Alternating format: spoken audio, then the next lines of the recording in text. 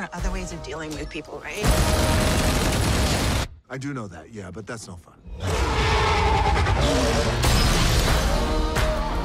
Welcome to Mojo at the Movies. I'm Eric, and joining me today is Dan, who leads our video game channel, Mojo Plays. How you doing, Dan? That is correct. I am doing pretty good. So we're talking video games or video game movies, because we went to go see Rampage last night. We did. We're going to answer the question, is Rampage the movie as violent as Rampage the video game? I'd say it's almost more violent. More violent? So Yeah. would you say that the original, so this was an arcade game back in the arcade mid-80s? games. It got ported to a bunch of things. I think I played a Game Boy version a long time ago. Pretty violent. I mean, you basically had three creatures that would just go on a rampage. It's cartoony, Yeah. but like one of the things is your creature eats people. Yeah. And that certainly happens in this movie a couple of times. Sure does, eh? So, like, which was shocking. Like, I was watching the movie and I thought, I didn't realize the movie would be as violent as it was. Mm-hmm. Well, it's first of all stars The Rock. So Stars The Rock. We're not even sure these days if The Rock is in a movie if it's aimed at kids or action lovers, or he really kind of crosses the gamut. So Yeah. This movie, I think it's PG-13, but I would say it's pretty much on the more extreme side of the PG-13. Yeah, well, like, we were talking earlier about how I feel as if some of his early scenes, when they're setting him up as a character, he's like a zookeeper who can sign with gorillas. Like primatologist, I believe? Primatologist, Yeah, exactly. And those are kind of campy and fun.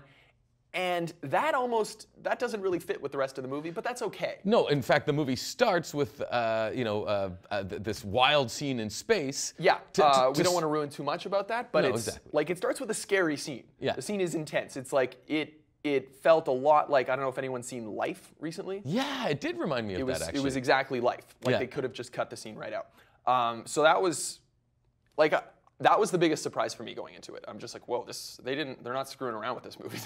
So in the video game, I believe you're playing from the perspective of one of the monsters. Of these monsters. Smash, smash, smash, smash, smash. In this, I mean, you're rooting for the rampage, at least. You want the monsters to start rampaging, but you're if anything, you're kind of so The Rock, or Dwayne Johnson, I should say, his character is best friends with George the ape, who then mutates because of gets big. It's called CRISPR, which is which is a real thing.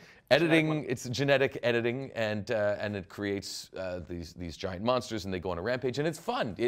I actually enjoyed the rampaging, and from my perspective, I don't like in movies when there's so much action happening, but you can't see what's going on. Right. I feel that they got the monster aspect and the rampage aspect right in this movie. Yes, anytime when the monsters are screwing shit up, that's awesome. It's really well done. I especially liked the alligator, like that thing as it was climbing buildings and going through the buildings. Super cool. All of that stuff, super well done. Like, surprisingly, it was clean. Like, it didn't seem. I reviewed Pacific Rim Uprising a couple of weeks ago, and that was my big problem, is that I really couldn't make sense of what was going on the screen. No, it's very clear what's going on. You're like, okay, that's the monster. He's climbing up that building. He just smashed that guy. Really, like, the CGI was Mostly, up and down. Yeah. We were saying the wolf kind of stands out as the redheaded stepchild, not exactly as good as the ape and the alligator. Right, it felt more like late 90s CGI not on as the great. wolf. But even still, the effects on the whole, pretty impressive, and like just the smashing stuff parts are really fun. I mean, you want to see this movie for the smash. You're not going in for the story. You're not going in maybe for The Rock. He's as charismatic as ever, although, as you pointed out, He delivers all his lines as one-liners. That's all he basically does. The Rock, I wouldn't say he's the highlight of the movie. He works. He's great. But it's very funny that you get what you pay for. You had mentioned that people are always talking about how he's he's antisocial and he doesn't like people, and he's in the movie people are like, Davis, you don't really like people, eh? Like, why do you like animals so much more than people, Davis? And he talks 100% normally, especially for a movie character. You're like, Rock. I wasn't really getting that. You're just like, why do you hate people so much? And you're like, I like him. He seems cool. Quite likable. He seems very likable.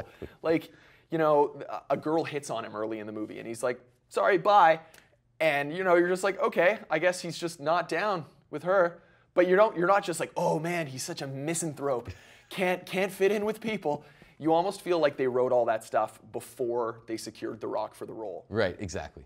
But I did feel that he, in some ways, he almost seemed as CGI as the monsters. Well, The Rock, let's be honest, The Rock is basically a CGI character come to life. So he's the perfect fit for the movie. I think the tagline was "Big meets bigger." Right. Yeah. So like they're fully aware of like how perfectly cast he is to be in a movie with giant, larger-than-life creatures, because he is a giant, larger-than-life creature. He is, and I think that the movie wouldn't have been. I personally feel that without him, it would not have been such a great movie. That everything else worked, but he just kind of put it over the top and gave it, for the same reason that Jumanji was really successul. I mean, it didn't have the humor that Jumanji had. Definitely not. There's plenty of humor. We should say that. Yeah. There's a lot of it is self-aware. I think that you hit the nail on the head here. It really is. It is self-aware. They're making fun of themselves quite often. Specifically the villains. Yeah. The villains really, they're comically evil. And Malin Ackerman is like the classic 80s. Amazing. Yeah, just evil corporate type. The movie seems to have a pretty good grasp of what it wanted to be, and I think it succeeds in doing that pretty well. Yeah. Yeah. But you don't go in there seeking any kind of intellectual stimulation. It's just good smashing fun. I'd almost say that if you were to cut any part out of the movie, there's a part in the middle where Davis, the Rock's character, and the female lead, they both explain their tragic backstories to each other. A lot of exposition. And there's swelling music, and you're just like. They also happen to be standing on the wreck. The wreck of a plane that they just escaped. And they're just like, yeah, my brother died of cancer. And you're just like, okay, I'd like to see the ape smash. Right, exactly. And then they do, and the Rampage is very well done. I would say it's interesting because in the video game, these characters used to be human and then mutated into monsters, and they didn't go that direction in this movie. It's a bit of a different story. They're essentially the Teenage Mutant Ninja Turtles. They've absorbed the ooze, but it's just they get much bigger than that. Exactly. Yeah. Well, the funny thing is, people would be like, so does it do justice to the video game? Yeah, because the video game is just like the primary thing about the game is it's fun to smash stuff. It's fun to smash and break stuff. Yeah. And the movie knows that it's fun to watch people smash and break stuff. So in that sense, yeah, it's a good translation of the video game, but it's it's like a ghost movie. It could be a good representation of Pac-Man. The framework is so loose, they could have done basically anything as long as they had giant creatures smashing stuff. So let me ask you this. If you were to put this on some kind of non-existent or existent Mojo top 10 list, what would that list be? Movies that defied expectations. I don't think anyone expected this to be good. I mean, I know the reviews aren't great, but come on. If you just want to watch giant stuff smashing stuff, just let's go and break shit, man. That's cool. So defied expectations. Movies that are more surprisingly violent. Yeah. I was like, I mean, it's not gory or anything like that. You're just I was just like, whoa, they went there. They did that. Oh yeah, no, so there's a couple of splats. There's some splats, a couple of whoa. Nar, those people are dead. And so if I were to, I think I would actually put this on maybe top 10 video game adapted movies. Not that it would necessarily be number one, but it wouldn't be too far down the list. Well, I often talk about this thing that happens with video game movies where the reason those movies don't work is because it's translating something into Chinese and then translating it back. Video games are often heavily inspired by a movie. Yeah.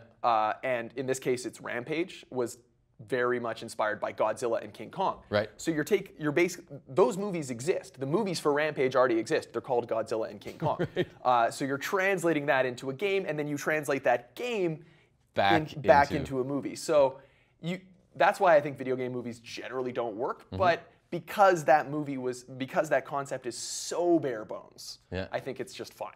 Yeah, well, listen, I had a good time. Thank you. And let us know what you think in the comments, and we'll see you next time.